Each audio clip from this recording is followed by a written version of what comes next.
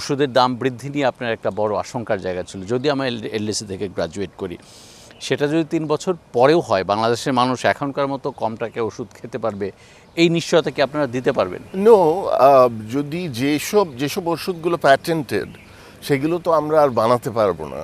And আরেকটা danger যেটা হচ্ছে, যেগুলো এলডিসি গ্র্যাজুয়েশনের প্রস্তুতি হিসাবে অনেকগুলো ফ্রি ট্রেড এগ্রিমেন্ট করা হয়। I don't think we negotiate the free trade agreements very well, because ওইখানে যেসব ক্লজ আছে ওইটায় বাংলাদেশের ক্ষতি হয়।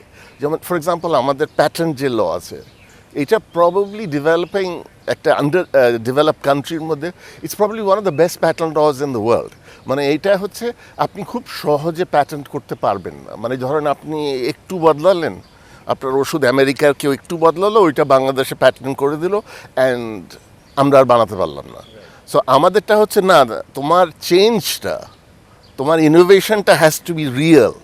একটা বড় আলোচনা ছিল যে উদ্যোক্তারা যাতে এপিআইতে ইনভেস্টমেন্টটা বাড়ান, সেটা বড় একটা ইনভেস্টমেন্টের প্যাটার্ন, কিন্তু গভর্নমেন্টও সে সময় চেষ্টা করেছিল কিছু ফ্যাসিলিটি দিতে, আলাদা এপিআই পার্ক করা হয়েছিল, কিন্তু এখনও পর্যন্ত উদ্যোক্তারা খুব একটা সাড়া কেন দেননি ওদিকে? না, কিছু কোম্পানি দিয়েছে, ভালো সাড়া দিয়েছে, বাট ওনাদের প্রবলেম হচ্ছে এনার্জি রিকোয়ারমেন্ট। আর তারপর যেমন we are not really interested, because we don't think যে এপিআই দেশে বানালেই যে আপনি অনেক সস্তায় এপিআই পাবেন, that's not the case, and API is a very competitive field দুনিয়ায়। So at least অন্তত রেনাটায় we are not so keen on API, but অন্যান্যরা আছে, so if they do well and good, but the thing is যেটা শুনি ওনাদের কাছ থেকে, যে এপিআই সবচেয়ে বড় উপাদান হচ্ছে এনার্জি। এইটি তো আপনি দিতে পারছেন না, তো এরা করবে কি করে? রাইট, এই বিষয়ে আমার আরেকটা প্রশ্ন আছে যে ট্রিপসটা যদি আমাদের 2033-এ চলে যায় এবং এর আগে যদি আমরা এলডিসি থেকে গ্র্যাজুয়েট করে ফেলি, সো যেটা আগে ঘটবে আমাদেরকে সেভাবেই ওই বাস্তবতার মুখোমুখি হতে হবে, চলে যাবে। রাইট, তো সেক্ষেত্রে আসলে এখন বাংলাদেশের মানুষের ওষুধের যেই পারচেজিং পাওয়ারটা, প্রতি বছর তাদের ওষুধটা বেশি কিনতে হয়, কারণ রোগবালাইয়ের বিষয়টা আমাদের এখানে আরও বেশি সেন্সিটিভ। সো ওই সময় আসলে বাংলাদেশের মানুষের বাস্তবতাটা কী হবে?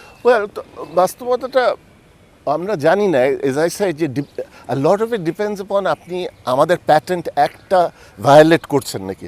আমাদের প্যাটেন্ট অ্যাক্টটা যদি বলবৎ থাকে, তাহলে বিদেশে যে এক্সপেন্সিভ যে বায়োলজিক্যালস যেগুলো, ওইগুলো আসবে এখানে, বাট দে আর এক্সপেন্সিভ। এটা সাধারণ মানুষের ক্রয় ক্ষমতার বাইরে।